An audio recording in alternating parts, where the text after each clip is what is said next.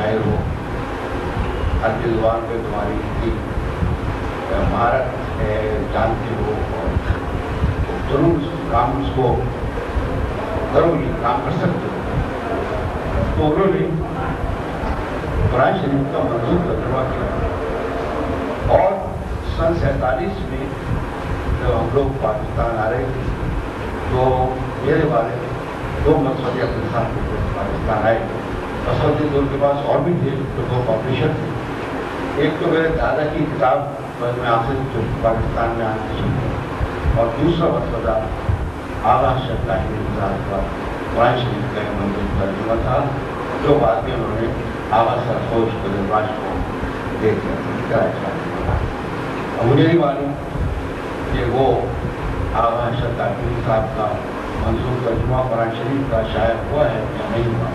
بہرحال اس کے کچھ حصے رسالوں میں درج ہیں.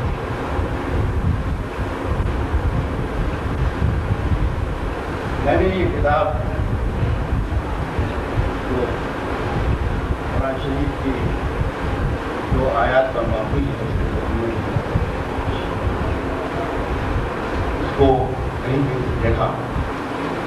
میں چونکہ عربی زبان نہیں جانتا لہٰذا میں پوری طرح اس کو اپریشیٹ نہیں کر سکتا، مگر جو ترجمہ میں نے قرآن شریف کا پڑھا ہے اردو زبان میں تو مجھے بہت ہی یہ کتاب پڑھ کر اچھا لگا.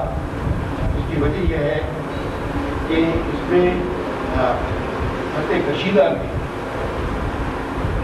جو قرآن شریف کا ترجمہ ہے نثری وہ دیا ہوا ہے.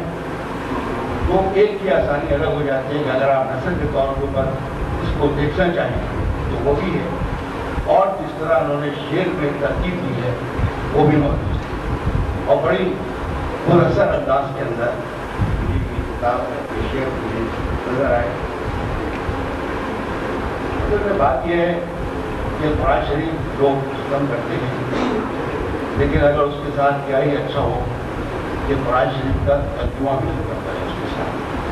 جہاں قرآن شریف ختم کرے وہاں اس کا ترجمہ بھی اس کے ساتھ ختم کرے تو کہیں بہتری کی صورت ہوگی، کہیں بہتر طور کے اوپر ہم قرآن شریف کو سمجھ لیں گے. کیونکہ جتنی دفعہ آپ قرآن شریف کا ترجمہ پڑھیں گے آپ ایک نئے علم کی طرف رواں ہوں. بہت سی چیزیں جو ایک دفعہ سمجھ میں نہیں آتی دوسری دفعہ تیسری دفعہ سمجھتے ہیں.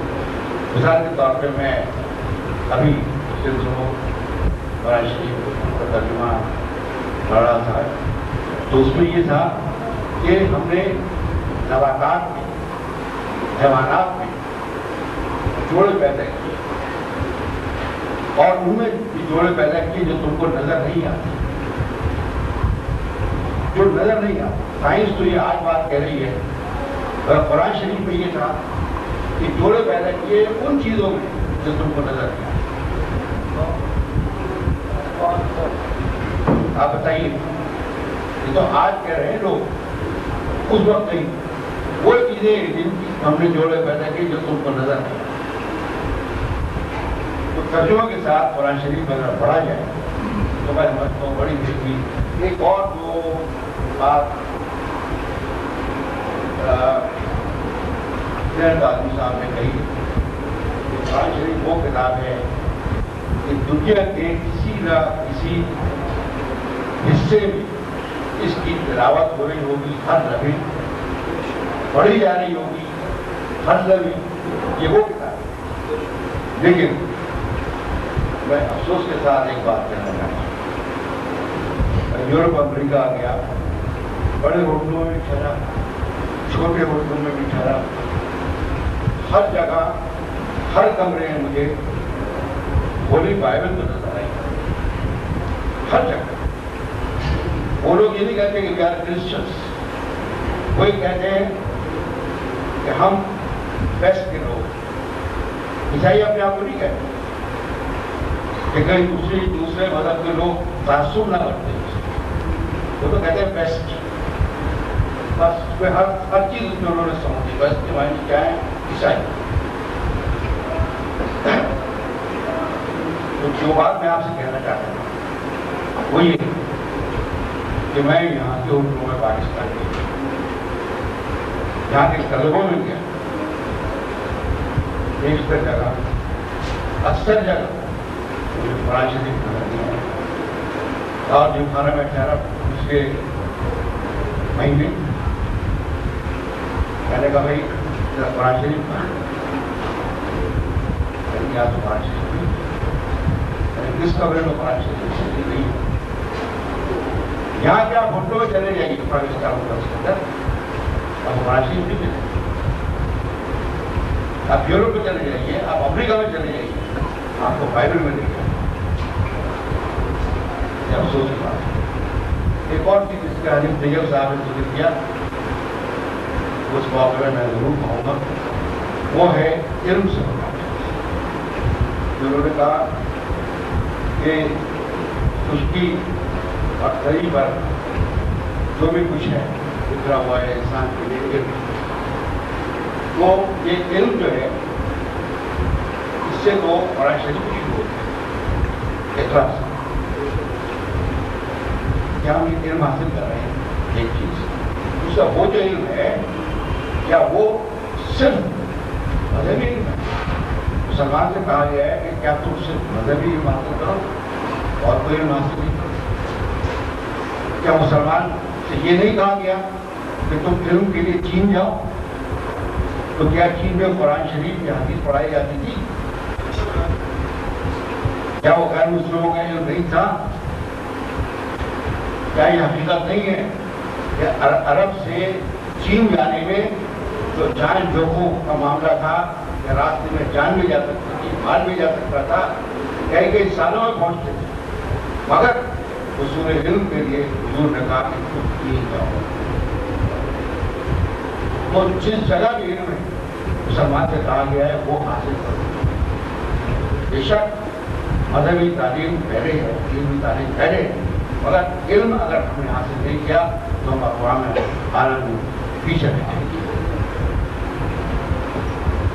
मैं इस मौके पे मेरा तनवीर फूल साहब को मुबारकबाद देता हूँ और मेरा फाउंडेशन को मुबारकबाद देता हूँ।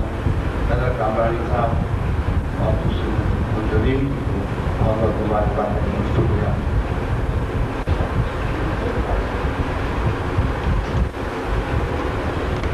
जस्टिस साहब तशरीफ ले जाना चाहेंगे? आप फोटोग्राफर सर को स्पीच करना चाहेंगे?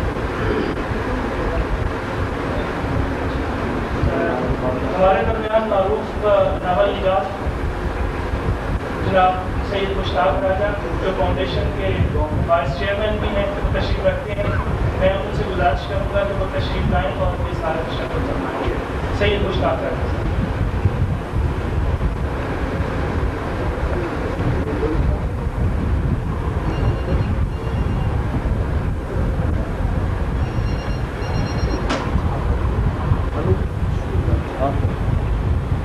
बस ये भेज दिया ना आपने।